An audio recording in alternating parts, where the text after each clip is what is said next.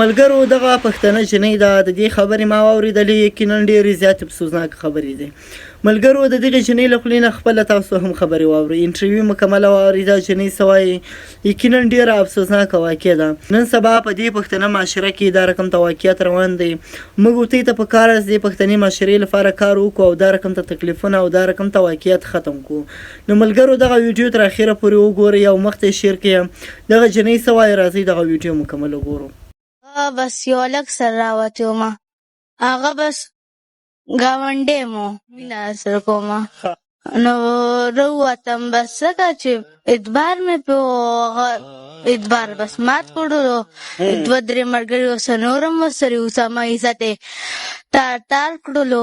هغه نور ملګري مې سره هغه وکړو او بیا 2 شپې زه استعمال کړم، بیا په وښلو ټکولو زه یې روکاږلم. زه پېښور کې یو ځای هلته کې بوتللم، ډایرکټ زما عزت یې خراب کړلو. او هلته کې ورسره یو 2-3 ملګري نور هم ورسره هم وو.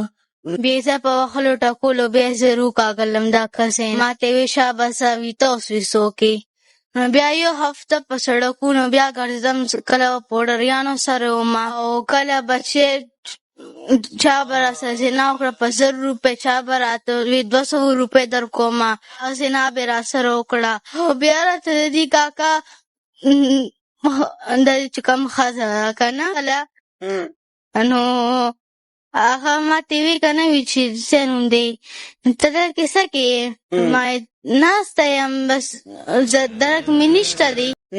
نو هغه راته وی چې راځه ما سره شه، زما خور یې وی زما خور راځه وي زه به خپلو خویندو په شان ساتمه. او دلته کې زه په یو عزت کې زه ناسته یم، دلته ما 6 میاشتې وشوې، ما ته دغه ما ته څه کمي ما ته څه نه ده محسوس شوې، ځکه ښه په عزت کې زه ناسته یم، زه ښه سیف. نو واده خو زما ورته څه سوچ مې نشته دی، نه زه کومه نه چې داسې ښځې سره به څوک مطلب چې عزت یې تار شي.